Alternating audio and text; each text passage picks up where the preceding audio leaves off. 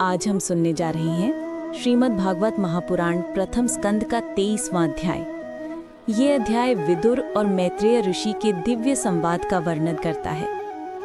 विदुर जी तीर्थ यात्रा पर निकले थे। हस्तिनापुर के अन्याय और अधर्म से उनका मन व्यथित था, लेकिन भगवान पर उनकी श्रद्धा अटल थी। लंबी यात्रा के बाद वे गंगा तट पर पहुंचे। वातावरण शांत था, हवा में पवित्रता थी और नदी के किनारे दिव्य प्रकाश फैल रहा था। वहां उन्होंने देखा महर्षि मैत्रेय ध्यान में लीन हैं। उनके तेज से पूरा वातावरण उज्जवल हो रहा था।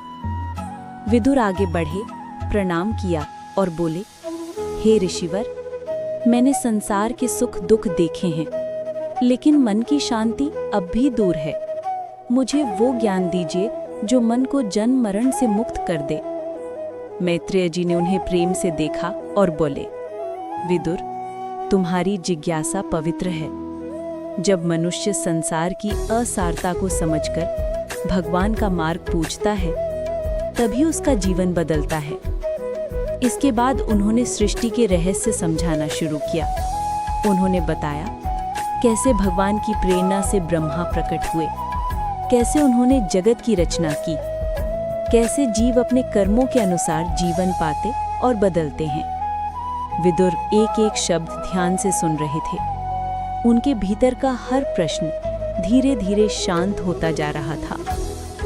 मैत्रेय जी ने आगे कहा, विदुर, संसार का दुख बाहर नहीं होता, दुख मन के भ्रम में होता है। जब मन भगवान की ओर मुड़ता है तो दुख, भय और मोह सब मिट जाता है। विदुर भावुक हो उठे।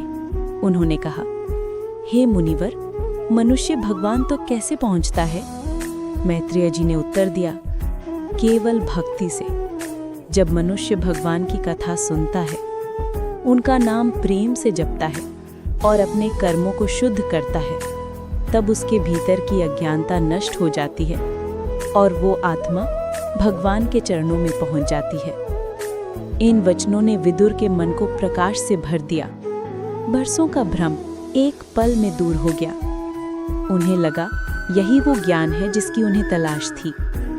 मैत्रेय जी बोले, विदुर, संसार में वही धन्य है जो भगवान की कथा सुनता है और उसे अपने जीवन का आधार बनाता है। विदुर ने उनका धन्यवाद किया। वातावरण दिव्यता से भर गया, मानो स्वयं भगवान इस ज्ञान के साक्षी हों। ये अध्याय हमें सिखाता है कि सही गुरु का ज्ञान मनुष्य के जीवन को दिशा दे देता है। जब भ्रम हटता है तो जीवन भगवान की ओर बढ़ती हुई एक सुंदर यात्रा बन जाता है।